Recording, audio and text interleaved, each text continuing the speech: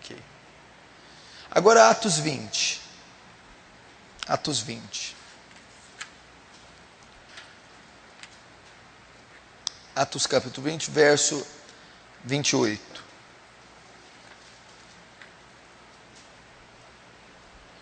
Atendei por vós, ou outras traduções, olhai por vós e por todo o rebanho, sobre o qual o Espírito Santo vos constitui bispos, para pastoreardes a igreja de Deus, a qual ele comprou com seu próprio sangue.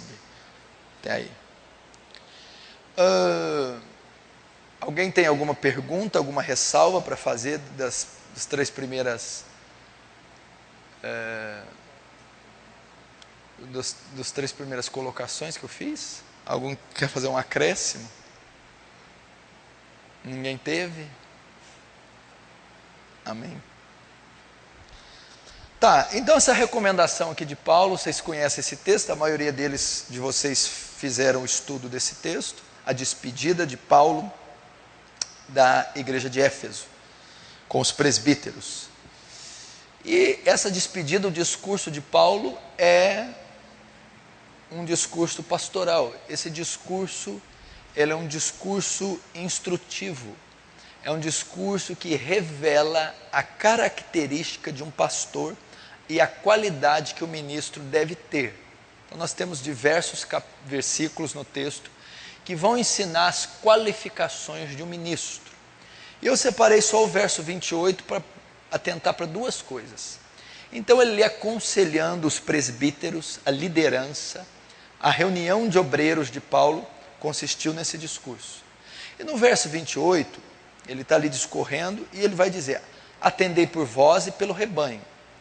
Então, ele divide o cuidado dentro da igreja em duas classes: os liderados e os líderes. Os líderes e os liderados. Então ele pede para ter cuidado, para zelar por essas duas classes. Então é isso que nós também devemos aprender hoje. Então Paulo diz: atendei por vós, olhar por vós.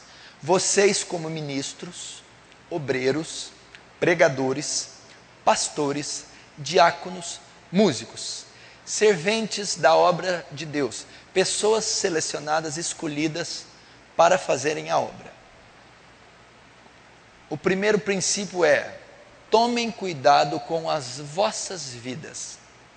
Cuidem de si próprios. Cuidem de si mesmos. Ele está querendo dizer, por que ele diz atendei por vós, depois pelo rebanho? Por que o vós vem primeiro do que o rebanho? Porque Paulo está dizendo, sem vocês se prepararem, sem vocês estarem em boas condições, vocês não terão condições de cuidar do rebanho. Por isso que o vós vem primeiro. Atendam por vós. Cuidem de si próprios primeiro. Preparem-se, capacitem-se, zelem pela vida pessoal, depois sirvam. Então é isso que ele está dizendo. Olhai por vós, tenham cuidado de vocês. Então quero tratar da vida de vocês. Como ministros, aqui nós temos profissionais, nós temos estudantes, nós temos donas de casa, nós temos pessoas que já estão engajados em muitos afazeres, pessoas extremamente comprometidas com a vida secular. E temos pessoas aqui, também a maioria, comprometidas ministerialmente. Então você tem a vida social, vida civil, vida ministerial. Você tem que estudar, trabalhar e você tem que servir, pregar, aconselhar, visitar, arrumar, organizar. Só que no meio de tudo isso, você deve ter cuidado com a sua vida pessoal. Ela é importantíssima.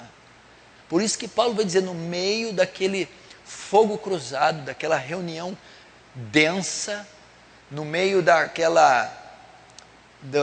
daquele extenso compromisso que era a igreja de Éfeso, ele vai dizer, em meio a tudo isso, em meio ao chamado, em meio à idolatria aqui de Atenas, a idolatria da Grécia, não se esqueçam de cuidar de vocês.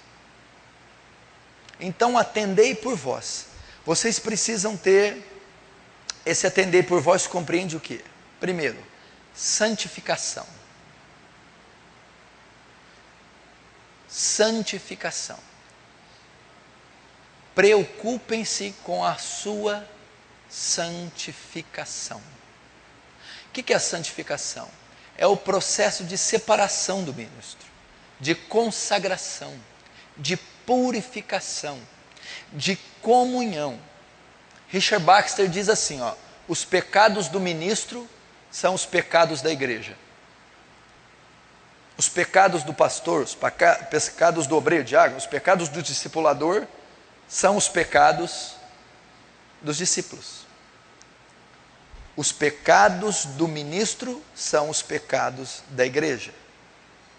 Ele vai refletir. Então você não pode dar o luxo de fazer a obra de Deus estando continuamente no pecado. Estando andando na carne. A Bíblia diz que a inclinação para a carne é morte. Então quando ele está dizendo, o Paulo está dizendo, olha, olhai por vós, santifiquem-se, purifiquem-se, zelem pela vossa pureza.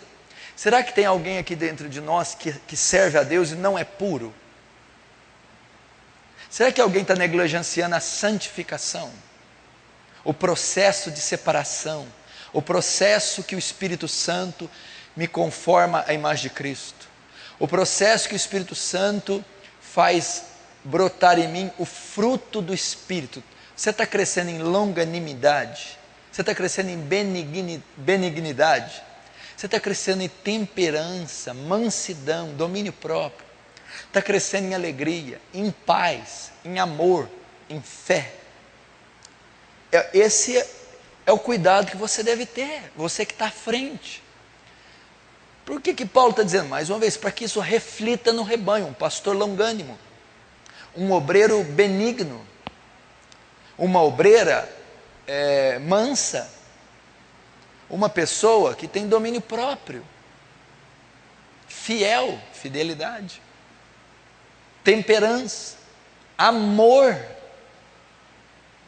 porque os frutos refletem a natureza de Deus, e o ministro tem a obrigação de refletir a natureza de Deus para a congregação. Então, santificação. Por que o ministro tem que zelar por ele? E esse zelo compreende santificação. Levítico 10. Serei santificado diante do meu povo, através daqueles que se achegarem a mim. É um dever daqueles que se achegam a Deus, daqueles que ministram no altar, serem santificados. Vamos abrir esse texto, que esse texto é muito interessante. Levítico.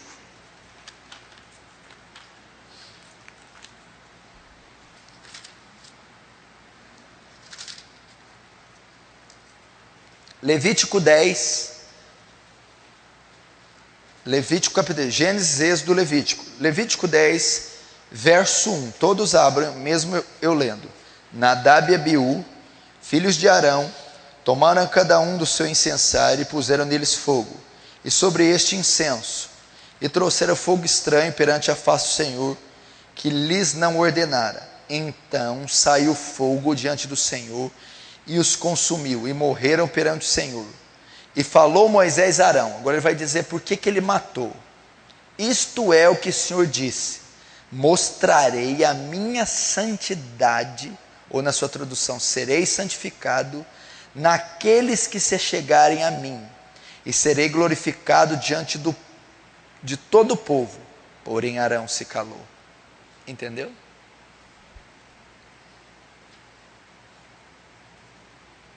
Um ministro não pode se achegar a Deus sem santificação. É uma exigência do obreiro, do músico, do pastor, daquele que ministra na casa de Deus, a santificação. Porque é uma exigência. Deus matou, puniu, reprovou Nadab e Abiú por causa da negligência deles quanto à santificação. Segundo o historiador Flávio José, eles estavam bêbados. Ervas estranhas estavam no incensário. O horário não era o horário prescrito para a queima do incenso. E não eram eles que poderiam fazê-lo, só o seu pai Arão. Ou seja, foi um ato dotado de falta de consagração, de santificação, de separação. E Deus não tolera. Como está a sua santidade? Eu quero que vocês ouçam isso aqui, por favor, não relativizando, eu estou falando sério. Eu sei que tem obreiros aqui que não estão se santificando. Obreiros que estão andando na carne. Obreiros que não estão se esforçando para a sua pureza. Estão passando problemas com imoralidade, com mundanismo na mente, com carnalidade, e ainda assim querem ou estão ministrando. E Paulo está dizendo, não, calma. Olhai por vós, zelem por vocês, cuidem de si próprios, vocês ministros. Vocês não são máquinas que no horário da obra funcionam e trabalham sem que haja responsabilidade. Não, não, não, não. Vocês ministram, mas são participantes do corpo. Vocês devem crescer em santificação. Agora notem, quando Paulo fala olhar por vós, ela não é um processo involuntário. A santificação não é unilateral apenas. Ela é operada pelo Espírito Santo, mas com a nossa cooperação. Como que se santifica? Usando os agentes, os meios da graça. Oração, jejum, meditação nas Escrituras. Vós já estáis lavados pela palavra que vos tenho falado. Santifica-os na tua verdade, a tua palavra é a verdade. E todos nós com cara descoberta, refletindo como espelho a glória do Senhor, somos transformados de glória em glória, a sua imagem, pelo Espírito. Oração. Então vocês têm que buscar os meios da graça para se santificarem. Olhem por vós. E como ele está em Levítico 10, é uma ordem. Por favor, não negligenciem isso. Zelem por isso. É perigoso estar à frente. É perigoso servir. É perigoso sem que vocês estejam se santificando. Talvez na correria da vida, no dia a dia, no fardo ministerial, nos grandes afazeres, vocês estão esquecendo. Mas Paulo fez questão de não permitir que o tal ocorresse. Baxter disse no seu livro, tomem cuidado para que alimentando os outros, vocês mesmos não morram de fome. Está servindo tanta gente e não serve a si próprio. Santificação. Santificação. Olhar por vocês. Segundo, olhar por vocês compreende, dentro já do contexto de santificação, vida devocional.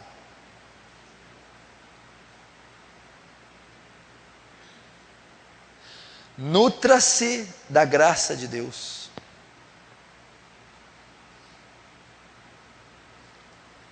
Primeiro,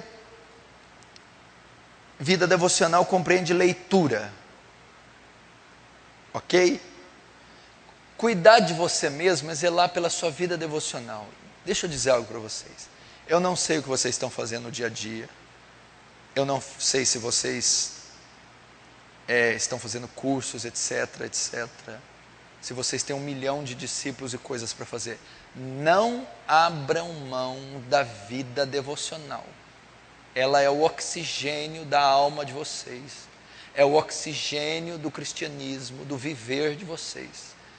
É o oxigênio, é a seiva do ministério. Sem vida devocional, vocês são ossos secos que se levantaram, sequíssimos, e estão trabalhando na mais pura sequidão. Não abram mão da vida devocional. É um dever, é uma obrigação. E vida devocional compreende leitura da palavra.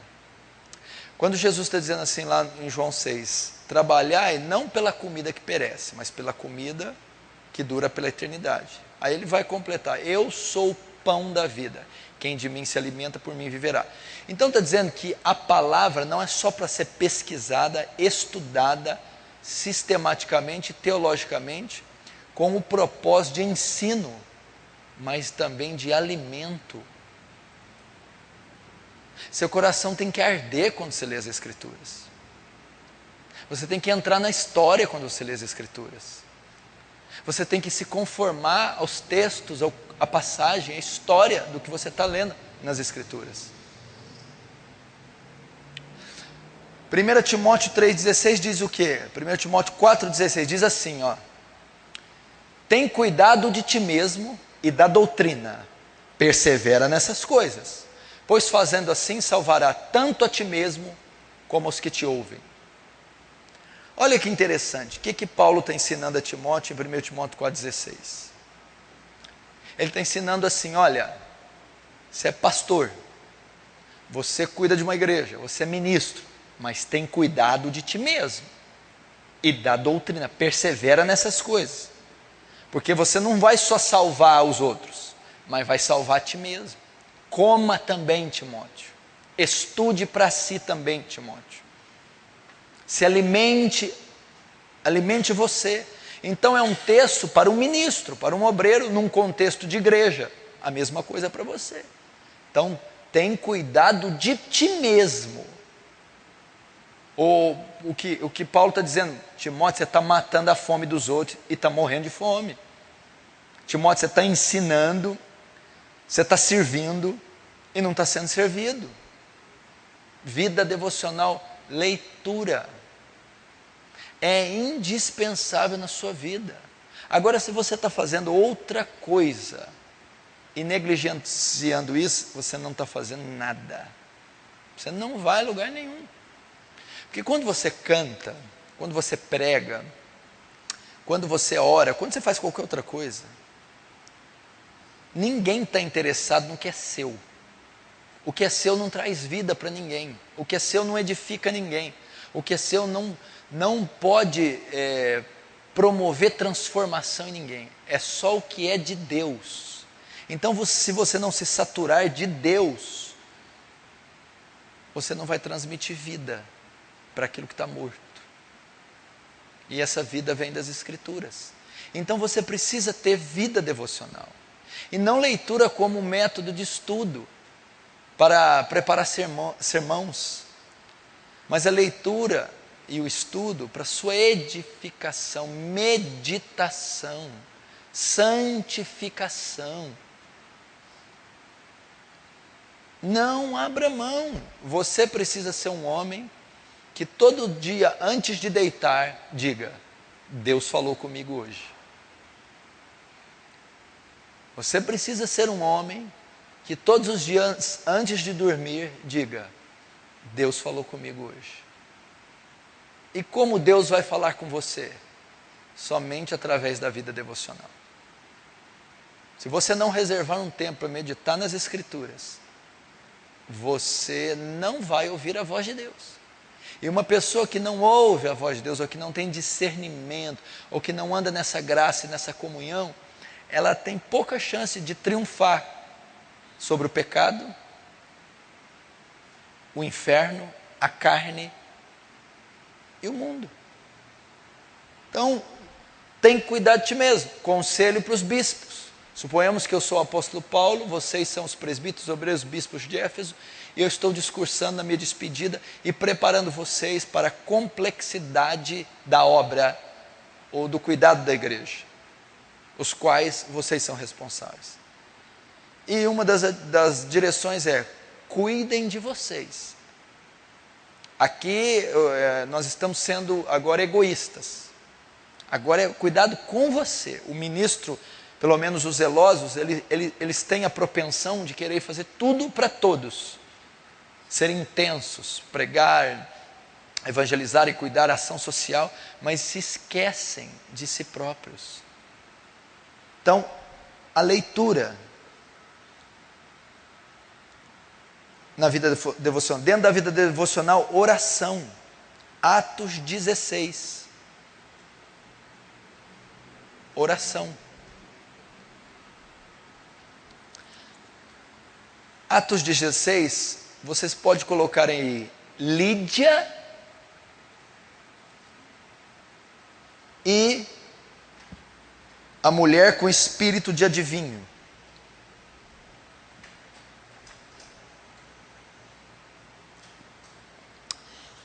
Em ambos os casos,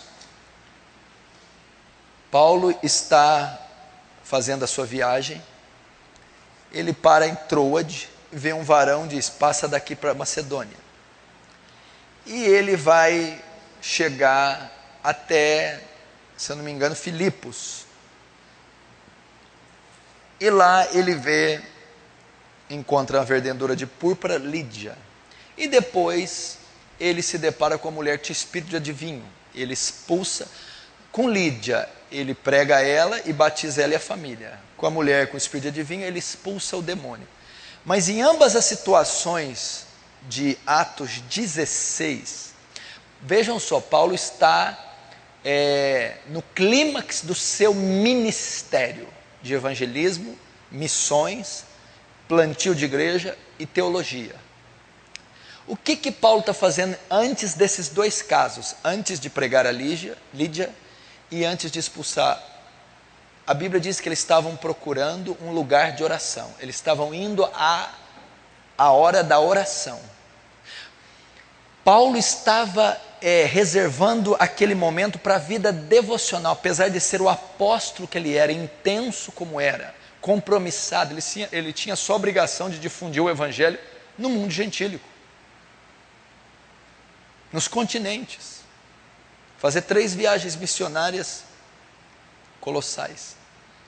E nesse interim, nesse fogo cruzado, nesse fardo que foi dado a Paulo, Paulo procurava um lugar de oração. Paulo tinha vida devocional. Paulo procurava ter comunhão com Deus em oração. Isso significa que tem que cuidar de ti mesmo, porque Paulo dizia o quê? Eu posso estar ganhando o mundo e perdendo a minha alma. Eu posso estar ensinando a tantos e ficando analfabeto. Eu posso estar alimentando judeus, gentios e bárbaros e estar faminto. Vejam só, eu estou falando claramente, Paulo estava, se eu não me engano, na sua 2ª viagem missionária. Deixa eu ver se eu lembro. Atarefadíssimo. Ele tinha só essa função. Deus confiou para mim o evangelho aos gentios. Viagens que duravam meses. Tessalônica, Bereia, Acaia, Macedônia, as 7 igrejas da Ásia, Roma. Olha a envergadura de Paulo. Vocês estão entendendo? Então Paulo tinha compromisso. Paulo fazia traduções, Paulo escrevia, Paulo plantava igreja, Paulo trabalhava na confecção de barracas, mas Paulo, com toda esse compromisso, não negligenciava a vida de oração, o devocional. Olha que coisa tremenda. Estava procurando um lugar para orar. Estava indo ao templo na hora da oração. Sempre me lembro de vós nas minhas orações. E fazendo menção de vós nas minhas orações. Ele fala isso para Filipe, para os filipenses. Fala isso para Filemão. Fala isso para os colossenses. Por favor, se vocês não forem homens que oram, vocês têm pouca condição de terem resultados na vida de vocês.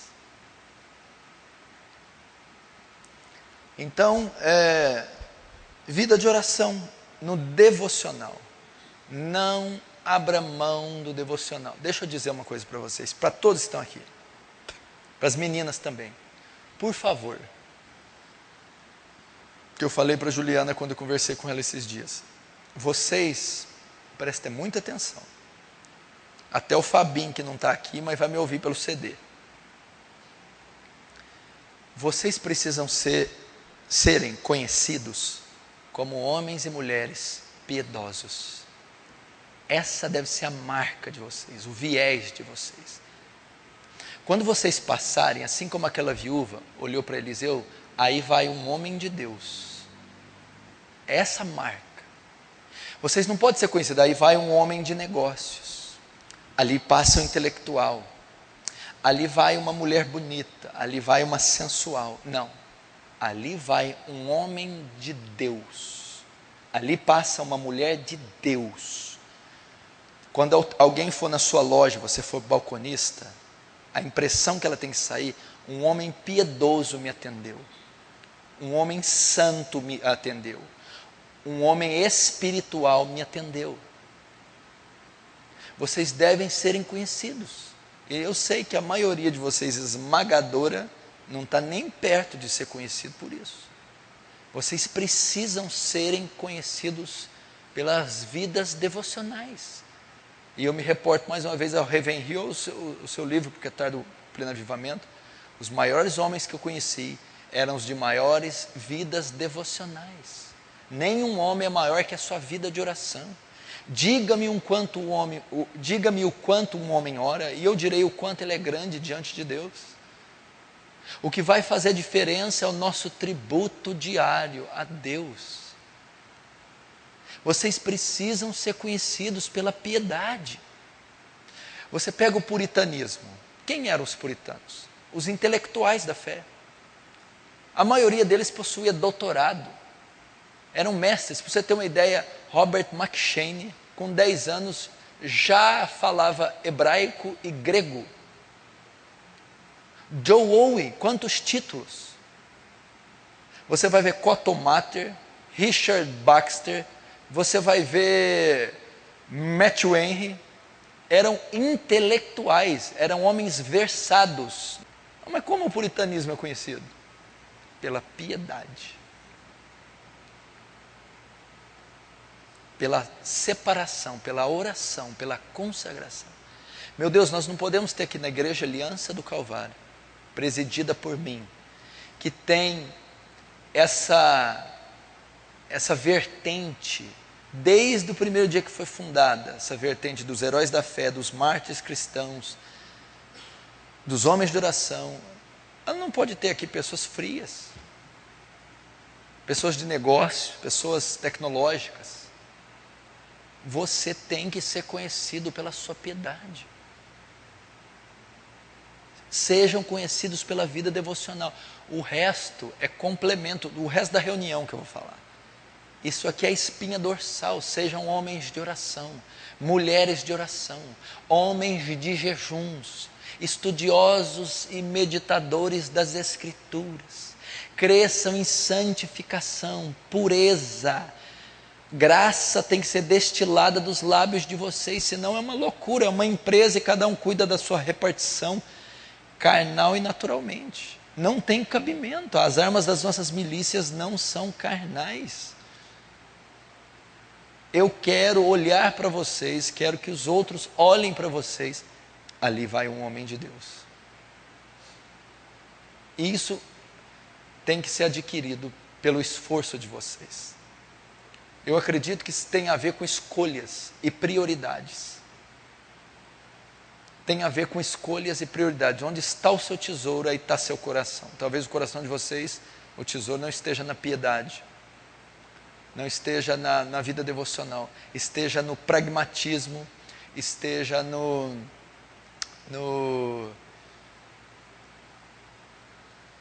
na prece exagerada, esteja no improviso, esteja no criticismo. Se tornam muito críticos e começam a julgar a si próprios. Vós sois o que julgam a vós mesmos. Não. Eu me recordo aqui de um fazendeiro puritano no século XVIII. Um fazendeiro que tinha na sua fazenda, no alto do seu quarto, uma sacada. Ele tinha vários funcionários trabalhando na fazenda, ímpios. E naquela época, a oração era extemporânea. Não era litúrgica igual. A oração extemporânea é orar em voz alta. Até o século XVIII não existia oração em voz baixa. Isso aí veio agora, isso aqui é novo. Isso aqui é do presbiterianismo, que inventou a oração litúrgica. Mas antes era oração extemporânea, oração feita em voz alta. Os funcionários desse fazendeiro puritano ficavam impactados, constrangidos de ouvirem a oração do homem. E o homem todas as manhãs orava 2 horas, pelo menos.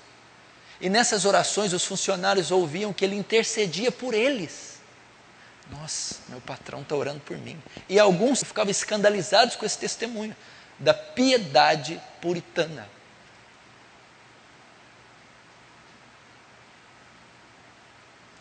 Você imaginou, Sandro, a Ana Luísa convertendo com a sua oração lá na empresa? É mais ou menos isso. Homens piedosos. Vamos ser conhecidos por esse século esse século não acha isso atraente. Os teólogos desse século não acham isso atraente. Não estou generalizando, alguns sim, mas a grande maioria esmagadora preza só pela ortodoxia, o intelectualismo, o conhecimento, mas não a piedade. Tem que ser marca. Só que isso só vai acontecer trabalhando por santificação, trabalhando em orações exaustivas, meditação das Escrituras, separação do mundo. Eu queria que nessa igreja tivesse pessoas assim. Pessoas que eu pudesse dizer, olha, eu vou consultar o obreiro tal, porque ele é um menino muito piedoso. Ah, eu vou falar com o pastor tal, porque ele é um homem muito piedoso. Ah, eu vou falar que a irmã fulana é uma irmã de muita oração. Deus deve estar falando com ela nesse período crítico. Copiei um sermão da internet. Não, pastor, isso aí eu vi no Jornal Nacional ontem. Isso é assim mesmo. Não pode ser. A Marta poderia ser uma mulher dessa. A Suzana poderia ser uma mulher dessa. A Nélia podia ser uma mulher dessa. O Leandro Montanha podia ser um homem desse. Mas não tem jeito, se não houver separação. Eu vou dizer uma coisa para vocês estão diante de um homem que morre por causa disso aqui. Que tem fissura, paixão, obsessão para ter isso aqui.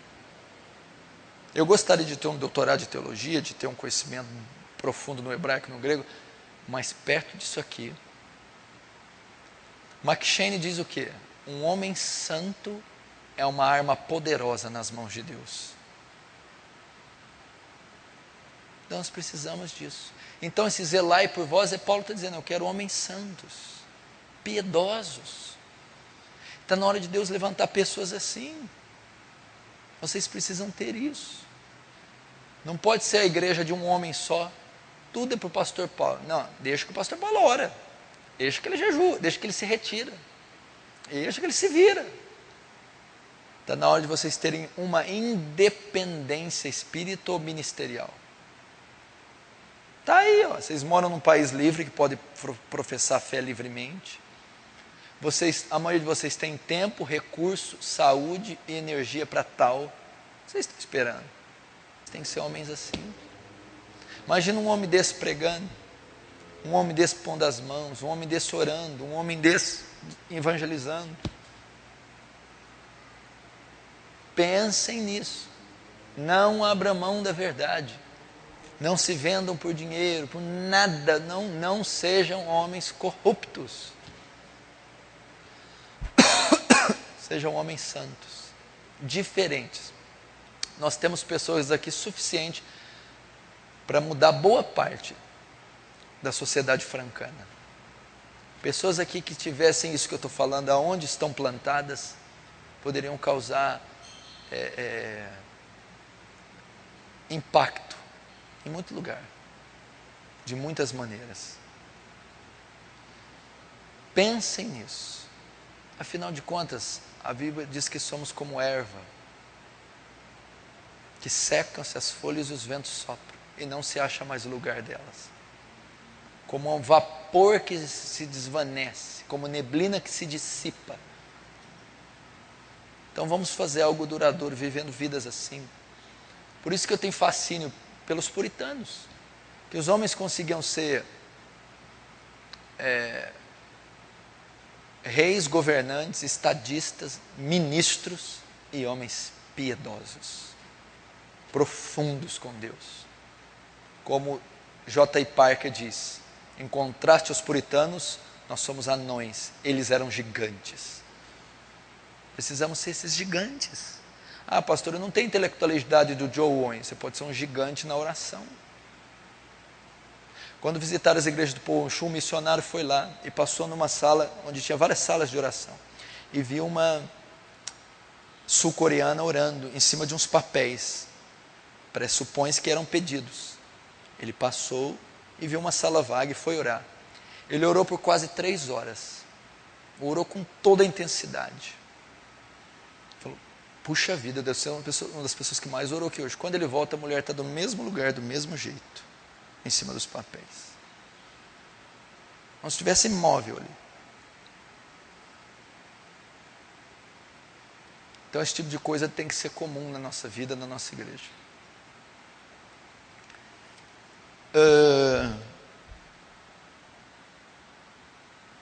Terceiro, formação bíblica e teológica.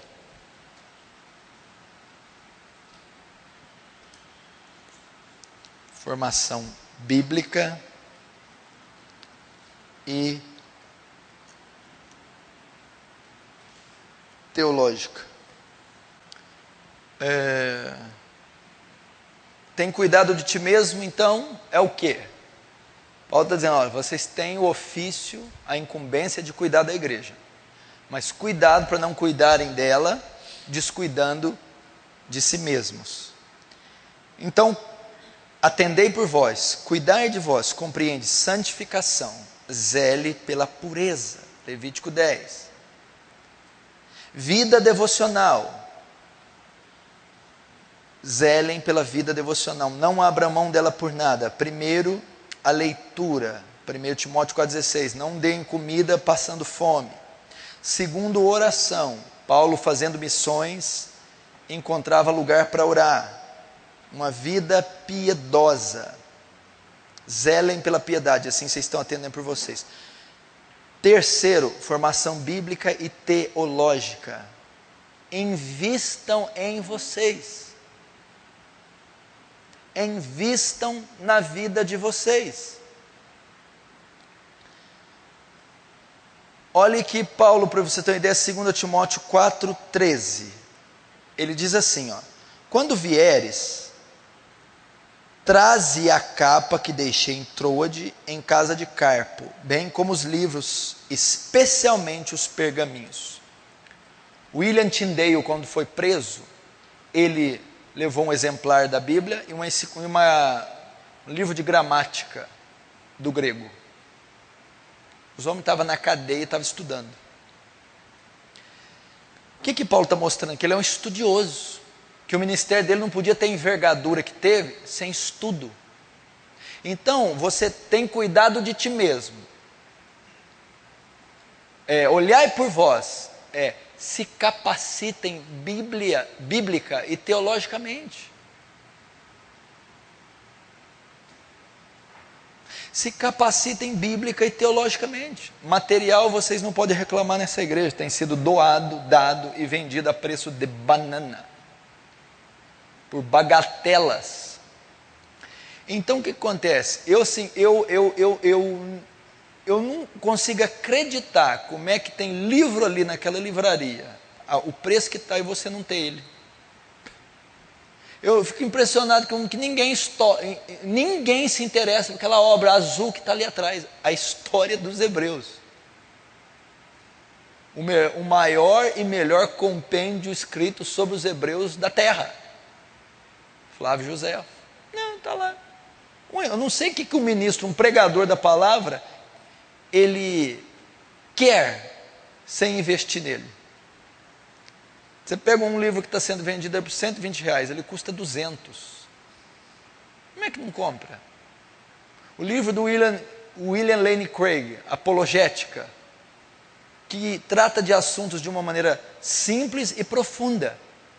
que tinha que é livro de cabeceira de qualquer pregador. Como é que não compra? Cara que aborda a homossexualidade de uma maneira científica, patológica, extraordinária. Traz conhecimento que eu acho que ninguém no mundo trouxe com aquela clareza.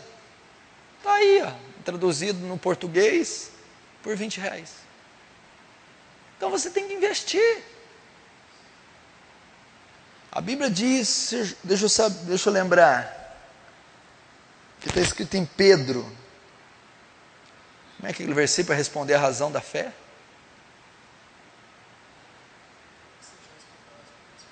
Estáis preparados para responder cada um que pedir a razão da vossa fé.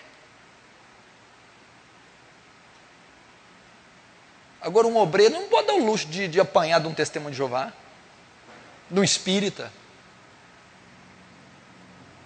de um católico, discípulo do padre Paulo Ricardo. Agora, se ele não investir, então tem que cuidar de si mesmo. O Paulo está dizendo, ó, vai vir gente polida, vai vir heresia bem maquiada. Cuida de ti para restringir os lobos que vão vir. Então você precisa investir. Olha, Paulo, ó, eu estou preso, traz a capa que eu estou com frio, comida. Ó, mas não esquece dos livros, principalmente dos pergaminhos. Imagina os discípulos de Paulo, que testemunho. Meu Deus, o homem está preso, está pensando em livro. Falta algumas cartas ainda para acabar. Pensa nisso. Tem uns aqui que só vai estudar preso mesmo. É para cadeia, como diz o Nelson. Então invista. Todos que estão aqui necessitam possuir uma biblioteca em casa. Porque qual que é a função do músico? Levar a igreja à adoração. Adorar quem e o quê? Adorar a Deus. Tem que ter conhecimento teológico. Você pega um hino da harpa, o cantor cristão, o que é aquilo? Teologia pura, escrita. A harpa cristã. Apressado corri, em Jesus me escondi. E aí tantas outras que você conhece. Senhor meu Deus, quando eu maravilhado fico a pensar. É isso, deve ser isso. Mas enfim, está lá. Chuva de graça, não é isso? Olha aí. Mas nessas músicas recheada de doutrina. Então, filho, você precisa ter uma Bíblia. Então, voltando para os músicos.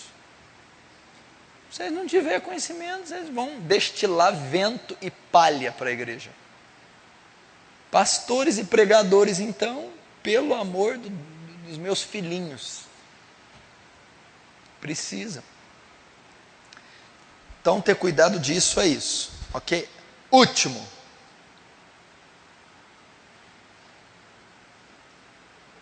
Vejam se são regenerados. Agora Jeová vai falar. Vejam se são regenerados.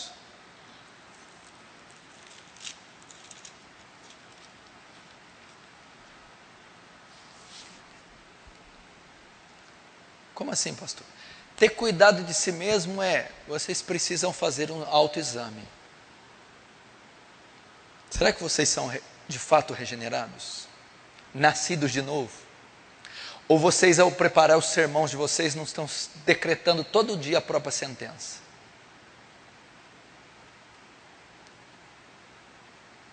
Ou não estão levando vida para os outros, enquanto que para si levam morte? Atendei por vós, Paulo também está dizendo, cuidem da vossa salvação. 2 Coríntios 13:5, examine-se, pois, a si mesmo, para ver se está na fé. Por quê? Porque o ímpio não pode servir a Deus. Corações regenerados, Deus não se agrada. Olha o que está no Salmo 50, abre comigo lá, Salmo 50. Olha que espetáculo.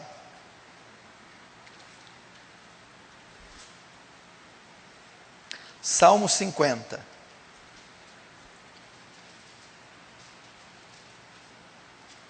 verso 16 e 17. Verso 16. Mas ao ímpio diz Deus: olha só, de que te serve repetires os meus preceitos e teres nos lábios minha aliança, uma vez que aborrece a disciplina e rejeita as minhas palavras? Se vês um ladrão e te compras nele, se vês um ladrão e tu compras neles, e aos adúlteros te associas, olha aí. De que te serve repetir os meus ensinar, pregar, e teres nos lábios minha aliança, uma vez que aborrece a disciplina e rejeita a minha palavra?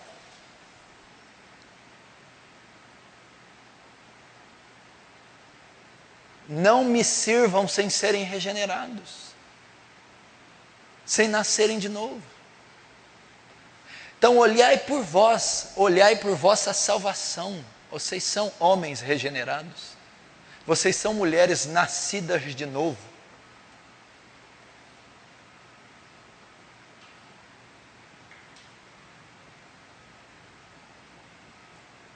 Porque Deus está dizendo que, de que me serve a tua obra? Todos conhecem Provérbios que diz: abominação é para o Senhor o sacrifício do ímpio. O sacrifício, o serviço, o ministério, a obra, o louvor, a pregação, o ministério é abominação para o Senhor. Olhai por vós, compreende, vejam se são regenerados, examinem-se a si mesmo. Essa mensagem vai para a internet e alguém pode estar me ouvindo ela agora e pode não ser regenerado. O que é de pastores, obreiros, diáconos, presbíteros, bispos e principalmente músicos ímpios que estão pregando, evangelizando, cantando, não está escrito. Então a recomendação de Paulo, antes de cuidar do rebanho, olhem por vós, verifiquem vossas vidas. E aqui entre nós, será que vocês são de fato regenerados? Será que vocês receberam um novo coração? Será que entre os músicos, os ministros de louvor, não há intrigas, porfias, emulações, facções, invejas? Isso é fruto da carne. O fruto da carne de Gálatas 5 é o fruto do não regenerado, do ímpio. Aí sobe esse grupo para solidificar um louvor num domingo. Sai da frente. A podridão vai subir.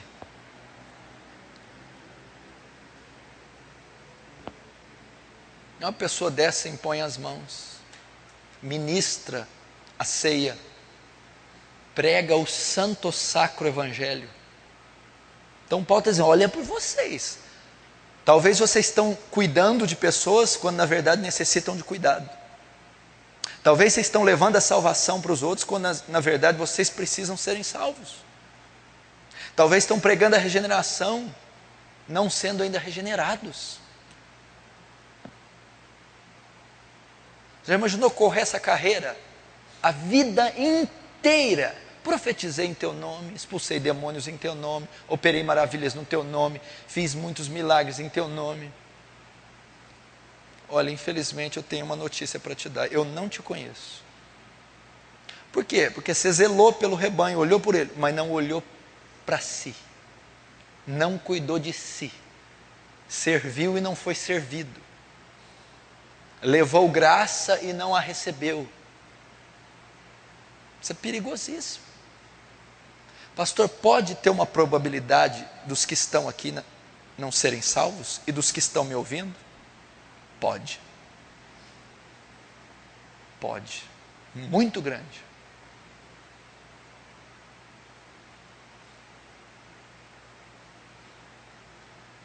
Então você tem que cuidar, tratar com isso. Pastor, você tinha que abordar isso numa reunião dessa? Não pressupões que o obreiro já é salvo? Demas me abandonou amando o presente século.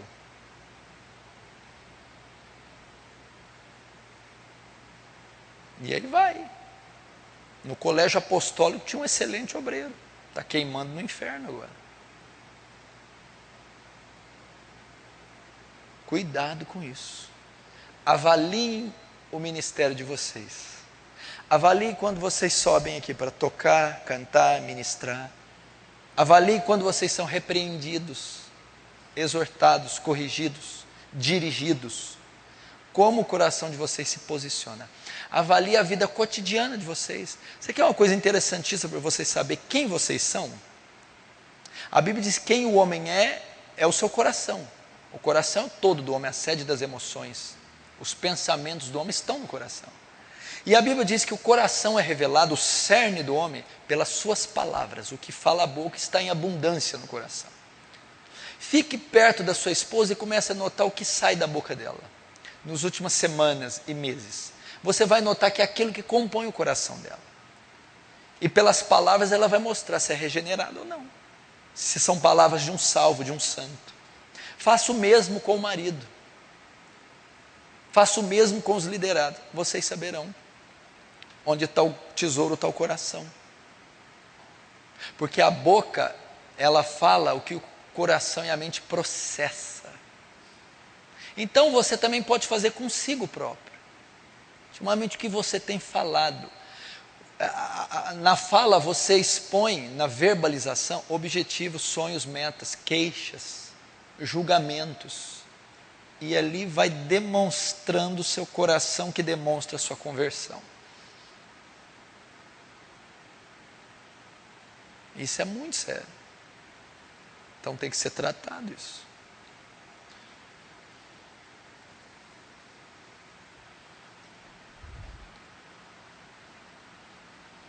Tem que ser tratado isso com Deus. Pode acontecer, pastor, de eu me manifestar depois individualmente e dizer, pastor, essa reunião realmente mexeu muito comigo e eu quero dizer para o senhor, eu tenho dúvidas acerca da minha salvação, da minha regeneração e eu não quero me expor o reino, nem a igreja. Eu quero tratar com a minha salvação, eu quero ter um novo coração primeiro. Belíssima atitude. Não está querendo dizer que se não é regenerado, nunca será. Se não é salvo, não pode vir a ser. Pode vir a ser. Por isso que Paulo, olha para o teu presbitério e vê se não tem nenhum lobo disfarçado de ovelha. Cuida de si próprio para saber se você realmente tem um coração regenerado. Ok?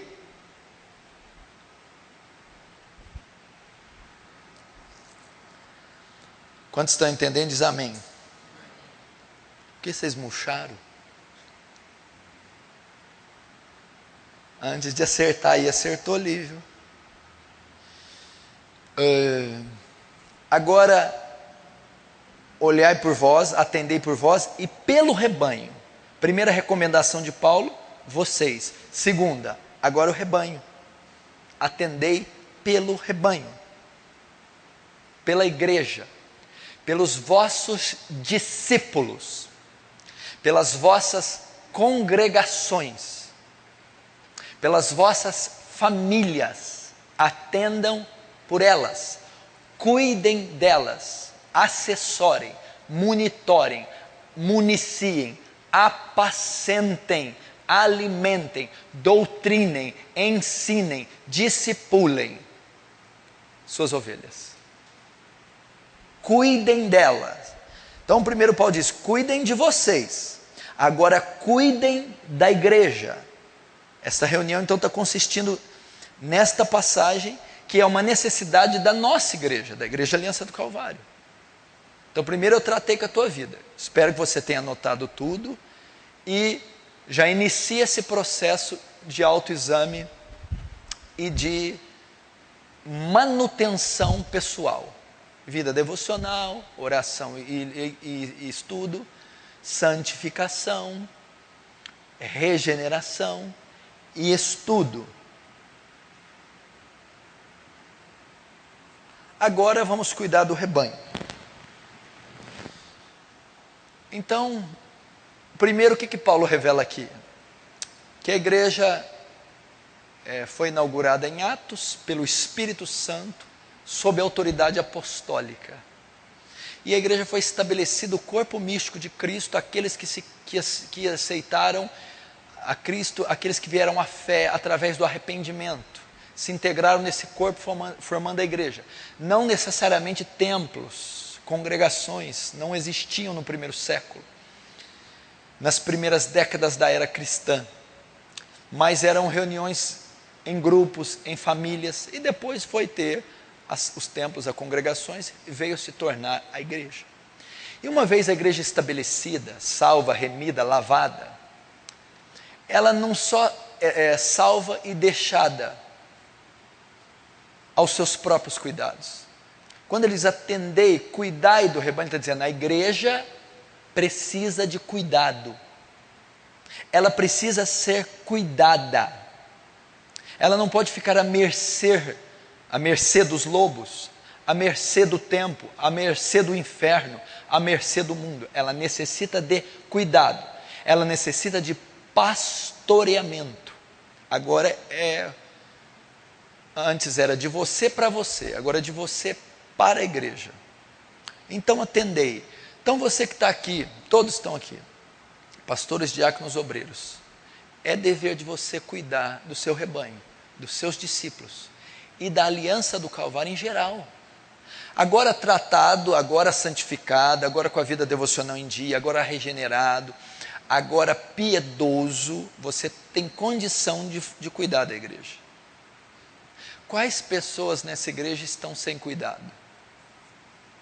Quais pessoas nessa igreja não estão sendo atendidas, já que Paulo ordena, atendei pelo rebanho? Você está atendendo a necessidade daquela senhora, daquela família, daquele jovem? Atendei pelo rebanho. Você está cuidando dos adolescentes, das congregações que você tem, dos discípulos que Deus te entregou? Então a reunião aqui hoje é para enfatizar, estimular isso na sua vida. Seu ministério não foi te dado, o seu chamado não foi manifestado para você ficar estéril, passivo. Você precisa executá-lo, você precisa cuidar da igreja. Todos nós, ainda que a maioria não seja pastor, tem o dever de pastorear, discipular, ensinar, exortar.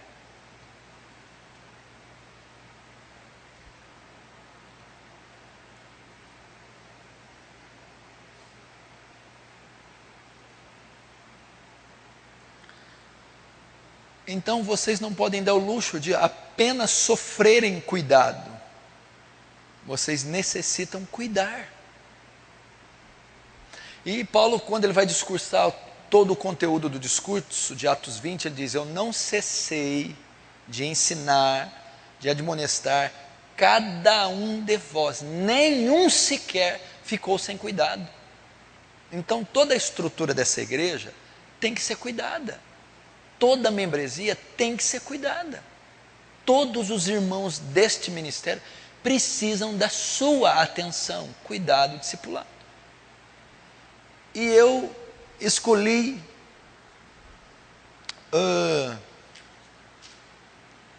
dois fatores importantíssimos para esse cuidado: intercessão e discipulado. Intercessão e discipulado. Como eu cuido do rebanho? De que forma eu atendo a necessidade do rebanho? De que forma eu coopero para o rebanho? De que forma eu cuido da Igreja Aliança do Calvário? Qual é a melhor forma de cuidar da congregação do aeroporto, do Santa Efigênia e do Santa Teresinha? Qual a melhor forma de cuidar das discípulas, dos discípulos, dos casais, do jovem, da congregação inteira, dos obreiros? Eu separei duas que para mim é das mais importantes, das tantas que eu poderia ter separado. Um dos maiores maneiras e métodos de cuidar da igreja, local, geral, individual ou coletiva, é intercedendo por ela. 1 Samuel 12, 23, anota aí, no campo da intercessão. 1 Samuel 12, 23, olha o que Samuel diz: quanto a mim, longe de mim que eu peque contra o Senhor, deixando de orar por vós, antes vos ensinarei o caminho bom e direito. Olha aqui, o povo estava aqui, num período de 300 anos de juízes, Samuel, o último juiz, já ali passando o bastão para Saul, sobre a égide de Israel. Ele estava dizendo: a minha maior função, o meu maior ofício para com vocês é ser intercessor de vocês. E como que Samuel via a intercessão? Um pecado deixar de orar. Longe de mim esteja eu pecando contra Deus, deixando de orar por vocês. Olha aqui, o pastor que não ora pela sua congregação, o ministro que não ora para os seus discípulos, o cristão que não ora pela sua família, está pecando. Longe de mim que eu peque contra o Senhor, deixando de orar por vós. Samuel está falando que era intercessor da nação de Israel, intercessor do povo de Deus. Atendei pelo rebanho é interceder. Não, escute, não existe ferramenta mais completa, mais eficaz, mais profunda, que possa ser utilizada para o ministério, os discípulos, a igreja, do que a intercessão. Onde terminam seus limites, começam os de Deus através da intercessão. Onde o teu braço não alcança, a intercessão alcança. Aquilo que você não pode realizar, a intercessão, Deus através dela realiza. Mentes são mudadas, crises são solucionadas, pecadores se convertem, bêbados abandonam o álcool, pessoas são livres, ideias brotam, portas se abrem, milagres ocorrem, fronteiras são rompidas através da intercessão. Vocês às vezes estão como Ageu: semeai muito e colhei pouco. Por quê? Porque semeiam na carne. Às vezes vocês estão tratando o ministério com um saturante aconselhamento, uma saturante cobrança, e não está tendo resultado. Ao invés de estar gastando horas a fio intercedendo. Por quê? Porque você está realizando uma obra que cabe ao Espírito Santo. Você está querendo que eles engulam o Evangelho, pressionando, cobrando coisas que eles nem receberam. Então o rebanho é monitorado, o rebanho é guardado, o rebanho é santificado, o rebanho é amadurecido através da intercessão.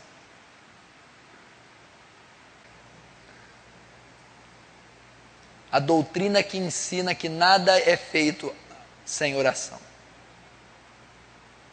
Não é aquele escritor que diz, quando Deus intenta trazer um avivamento para uma igreja, uma cidade, a primeira coisa que ele faz é pôr a igreja a orar.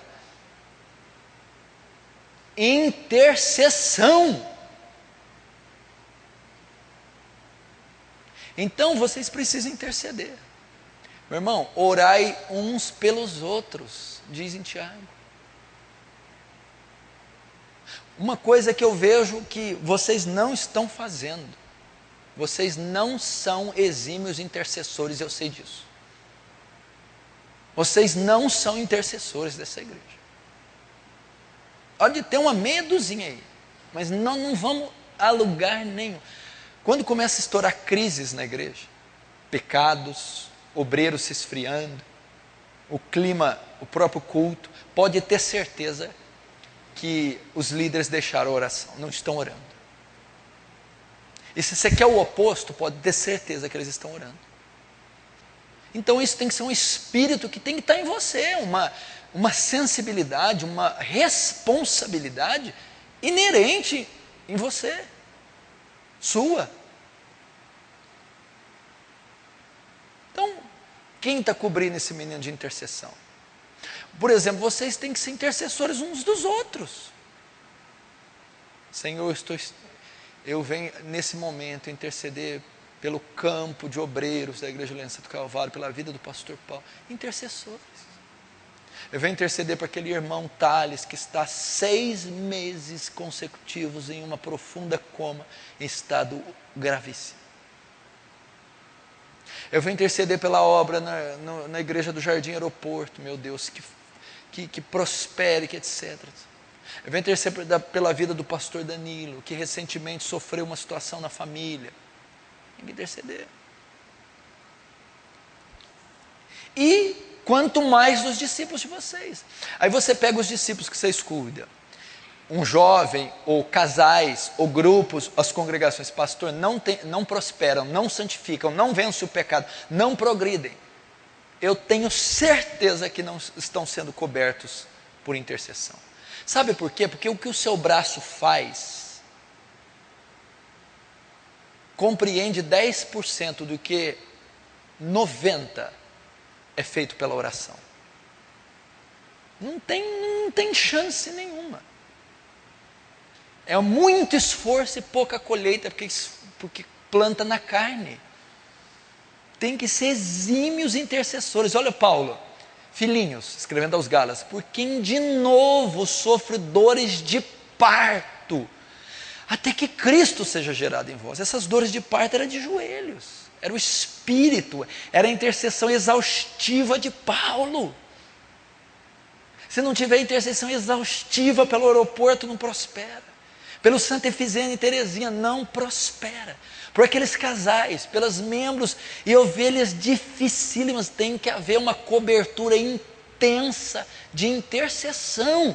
Isso é atender pelo rebanho. Que maneira mais eficaz de interceder, de atender pelo rebanho, do que orando por ele?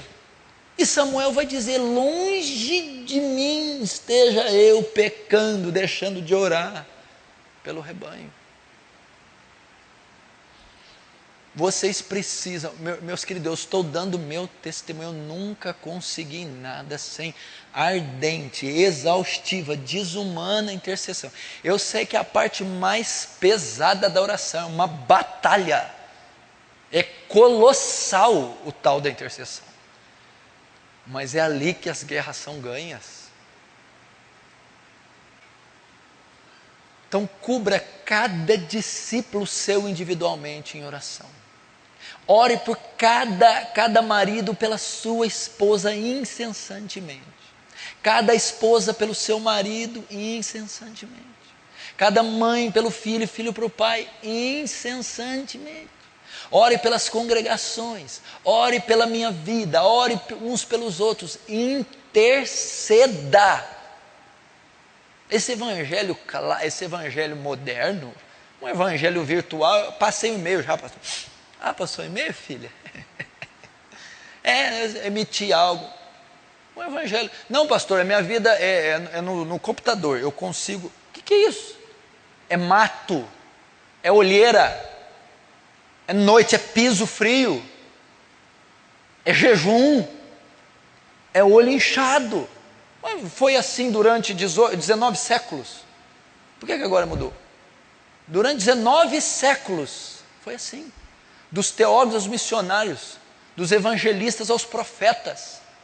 Mostra em toda a escritura onde um homem deixou de orar e teve sucesso. Olha Moisés, o maior intercessor do Antigo Testamento. Deus, eu vou punir esse povo com a minha ira. Moisés se coloca entre o povo com ardente intercessão. Deus aplaca a ira dele. Olha Abraão, destruiria tu justo com o ímpio. Deus, eu vou mandar fogo sobre o seu nome. Meu sobrinho Ló está lá, não faz isso. Intercessão. Olha Rebeca, estéril, Isaac orou instantemente. Deus abriu a madre dela. Intercessão. Esses homens avançavam de joelhos. Lutero, antes de comparecer na dieta de Worms, ganhou lá a batalha 2 noites antes, em oração. Um teólogo, doutor em filosofia, um magistrado, aqui Não posso confiar na minha carne. John Knox, o reformador da Escócia. Eu não temo os exércitos escoceses. Eu temo as orações, intercessões. John Knox. Você não pode se queixar, porque eu sou a prova disso. Pastor, eu sou analfabeto, eu também era. Acredito que ainda sou. Pastor, não tem família, não tem... Pastor, você não está me vendo? É aqui, pastor.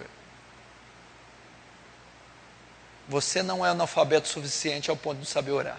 Você não é pobre o suficiente ao ponto de não saber orar. Você não está doente, é fraco fisicamente, ao ponto de não conseguir orar. Na oração você vence as maiores batalhas. Eu vou falar uma coisa, dificilmente eu perco uma batalha em oração. Igual o George Miller diz, quando eu estou convencido que alguma coisa é a vontade de Deus, então eu oro até consegui-la. Ou até Deus me provar que não é a vontade, eu paro de orar. Você sabia que eu tenho discípulos ou pessoas que passaram pela minha mão do basquete há 7, 8 anos, que eu não os vejo, e 8 anos sem os ver, eu oro por eles até hoje. Eu intercedo dessa maneira, Senhor, aonde estiverem agora, estejam fazendo o que estiverem agora, no estado que estão, alcança-os, livra-os, guarda-os, salva-os. E eu tenho absoluta certeza que muitos deles eu verei no céu em resposta às minhas orações.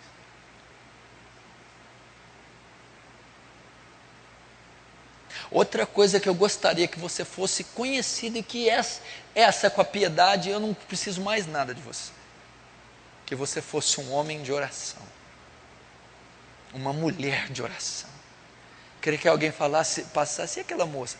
Aquela ali é uma mulher de oração. Aquele moço, ele é simpático, né, pastor? E o que ele faz? Não faz muita coisa não, ele é o intercessor da igreja. Um homem de oração.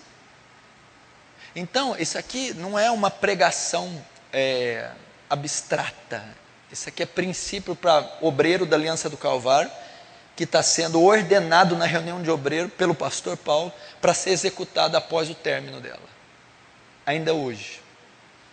Porque todos vocês estão sofrendo problemas com discípulos, com congregações, com famílias, com resultados que vocês não obtêm.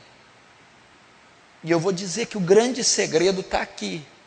Intercessão. Moisés com Israel, Abraão com Ló, Isaac com Rebeca, e assim por diante. Você vai ver aqui,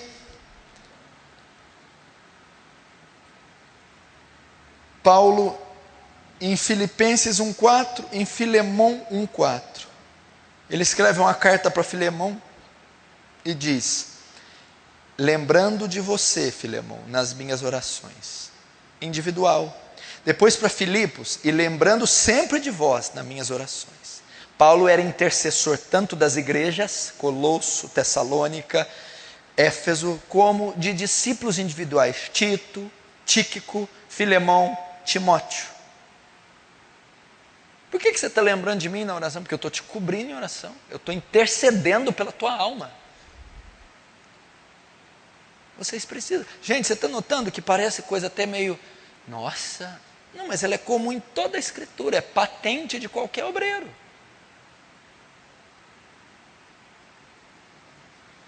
Hoje eu necessito disso. Essa igreja precisa de intercessores ávidos, perseverantes. Joga tudo para o ar, vai orar. Deixa arder, deixa feder. Eu quero ver se Deus vai permitir alguma tragédia. Porque a gente deixa tudo, para cuidar dos nossos compromissos, sempre deixa a oração. Por que não pode começar a deixar os compromissos para a oração? Vamos deixar Deus ganhar uma vez só? De vez em quando ele tem que ganhar, não tem? Não, hoje o senhor vai prevalecer, hoje o cliente, hoje a bufunfa, hoje a esteira, hoje a hidroginática, vai ter que perecer hoje. Não, hoje não tem jeito de dar chapinho, esmalte, hoje eles vão ter que perder. Eles sempre ganham, né? Hoje eu vou borrar a maquiagem, hoje eu vou arrancar azulejo do chão. Hoje eu vou subir parede. Hoje eu vou ficar simplesmente assim, minha política com Deus. Eu não te deixo sair enquanto me abençoar. Ou não saio daqui até falares comigo, ainda que isso... Intercedam, se ponham na brecha. Deus chega para Ezequiel: procurei alguém que se posicionasse na brecha, e a ninguém encontrei. Sejam exímios intercessores. De quem? Do rebanho, das congregações, dos discípulos, da própria família. Eu estou dizendo de trabalho. Você vai sair daqui cansado, exausto, fedendo, com fome, e você vai optar tomar banho e dormir, ou rogar por essas pobres almas, interceder para aquele irmão, para aqueles que você sabe que estão em estado de coma, que estão respirando por aparelhos e que a qualquer momento surtam, você perde. E amanhã a mesma coisa, depois de amanhã até a volta de Jesus vai ser fardo, é fardo.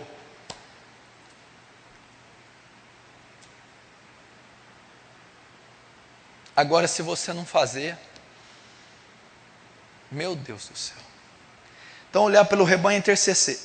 Segundo, último dessa etapa, porque hoje, filho, você vai madrugar. Eu vou te tratar hoje. Como que eu zelo pelo rebanho? Primeiro, intercedendo. Segundo, discipulado.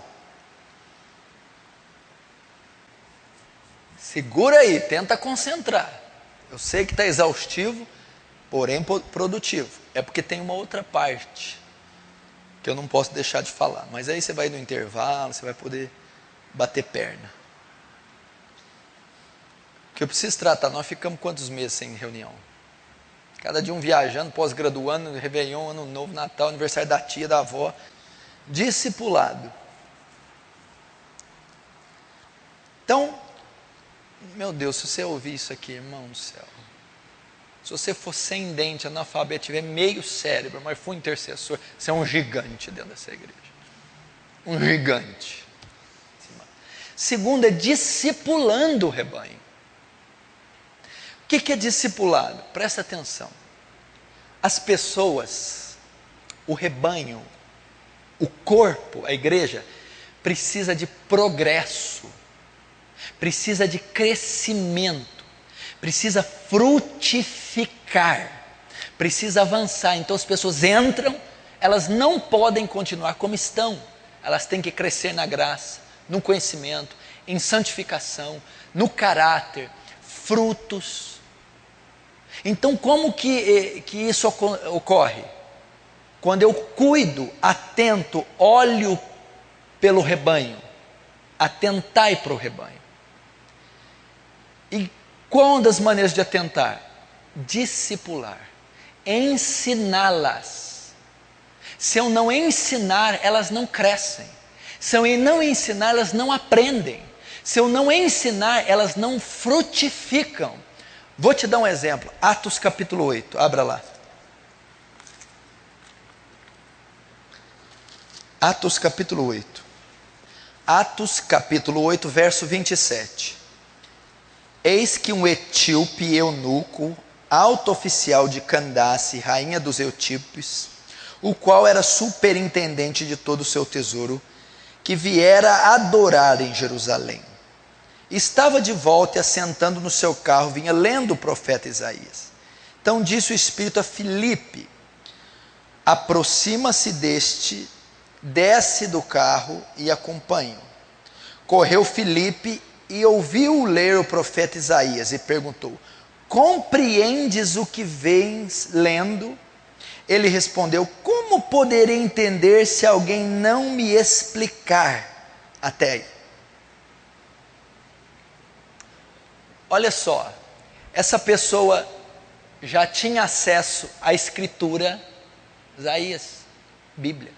Já tinha acesso ao templo, foi a Jerusalém para adorar, igreja. Já tinha conhecimento da religião, da fé de Deus. Entendeu? Ele já tinha tudo isso. Estava dentro da igreja. Tinha sido evangelizado, trazido. Mas note, não tinha sido batizado ainda, não tinha sido regenerado ainda, não tinha crido ainda. Depois de muito tempo, com as escrituras na mão, indo ao templo, olha só, já estava algum tempo com as escrituras, já estava algum tempo frequentando o templo, já estava algum tempo conhecendo sobre a religião judaica, não tinha convertido, nem batizado, nem crido. Por quê? Porque ele não entendia alguns aspectos da fé cristã. Ele não entendia o evangelho. Ele não entendia a doutrina. Então aquele homem estava privado de crescimento. E por que ele não entendia? Como eu posso entender se ninguém me discipular? Como eu posso dar fruto se ninguém cuidar de mim? Como eu posso crescer se alguém não me ensinar? Discipulado. Está cheio de eunuco dentro da igreja. Está cheio de eunuco que não nasceu de novo, que não cresce em santificação, que não crê, que não dá fruto. Porque como ele pode fazer se ele não foi dotado de uma capacidade individual? Alguns são. Ou o Espírito dá um esclarecimento maior. Esse não deu, é o caso de tantos. Então, essa ovelha, esse rebanho, precisava ser atendido. Atendei pelo rebanho. Como? Qual a melhor maneira de atender pelo rebanho? Discipulado, doutrina, ensino. E nós estamos vendo pessoas dentro da igreja que não estão vencendo o pecado, que não estão avançando na fé, que não estão crescendo no conhecimento bíblico, que não estão dando fruto no caráter. Por quê? Falta de discipulado, acompanhamento. Como eu posso dar fruto se você não me ensina? Você precisa acompanhar teu rebanho. Você precisa ensinar, discipular aquela senhora. Ela não vai entender lei e graça se você não ensinar. Não vai entender santificação se você não ensinar. Não vai entender princípio conjugal se você não ensinar. Não vai aprender vestimenta, palavras, conduta, finanças se você não ensinar. Não vai entender sobre seitas, religiões, heresias, neopentecostalismo se você não ensinar. Continuará então 1, 2, 10 anos dentro da aliança do Calvário, dentro da congregação, em completa ignorância, infrutífero. Aquele irmão sempre no pecado, sempre na carne, sempre dando trabalho, sempre. Por quê? Como eu posso entender se alguém não me ensinar? Nem um membro sequer da igreja pode ficar sem ser ensinado, sem discipulado. Agora vamos notar, verso 32, 31. E ele respondeu: como poderei entender se alguém não me explicar? E convidou Filipe a subir e a sentar junto dele. Verso 32. Ora, a passagem da escritura que estava lendo era esta: foi levado como ovelha ao matadouro, e como um cordeiro mudo perante o seu tosqueador. Verso 34. Então o eunuco disse a Filipe: peço-te que me expliques. Mesmo lendo, ele não entendeu. A quem se refere o profeta? Fala de si mesmo ou de algum outro? 35. Então Filipe explicou, discipulou, ensinou, e começando por esta passagem da escritura, Isaías, anunciou-lhes a Jesus. Agora o 36. Depois que ele discipulou, seguindo eles caminho fora, chegando a certo lugar onde havia água, disse o eunuco: eis aqui a água, que impede que eu seja batizado? Filipe respondeu: é lícito se crer de todo o coração. E respondendo ele disse: creio que Jesus Cristo é o Filho de Deus. Então mandou parar o carro, ambos desceram da água, e Filipe batizou o eunuco. Você viu quanta coisa aconteceu aqui? Depois do ensino? Até então, olha o eunuco. Ia, vinha. Quando ocorreu o discipulado, houve progresso, houve fruto, houve mudança. Depois que ele foi discipulado, ensinado, aquele membro que não frutifica, que não santifica, que não sai por ignorância.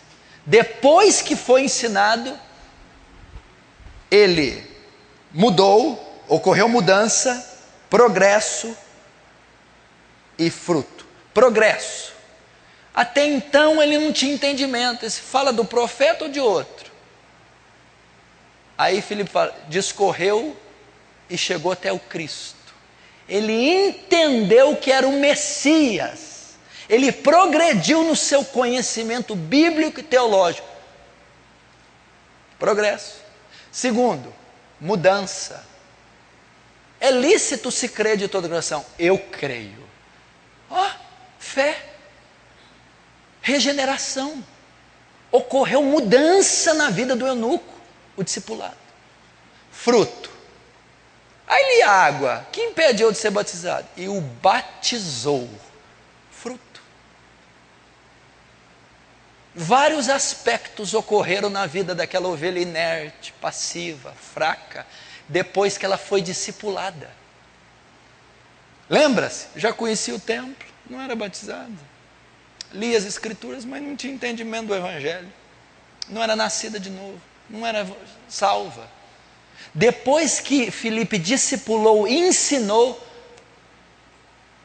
prosperou, progresso, conhecimento bíblico dele se elevou. Mudança, creu. Fruto, batizou. Você quer isso nos seus discípulos? Quer progresso? Quer que eles cresçam? Você quer mudança nos seus discípulos? Transformação, santificação, caráter. Você quer que eles deem frutos? Discipule-os, ensine-os, caminhe com eles. E é isso que a Igreja Aliança do Calvário está precisando.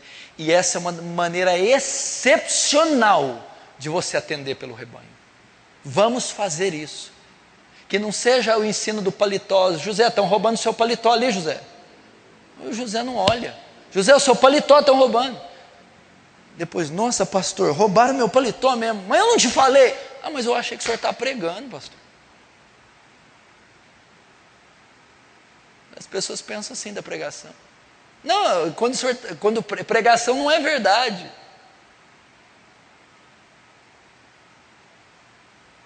Cuidado que pode ser o carro que está roubando lá, né? Então, zelem por vocês. Santificação, devocional, oração e leitura. Regeneração. Conteúdo bíblico teológico. Zelem pelo rebanho, intercessores. E discipulem. Amém? Primeira parte encerrada. Pode beber água no banheiro.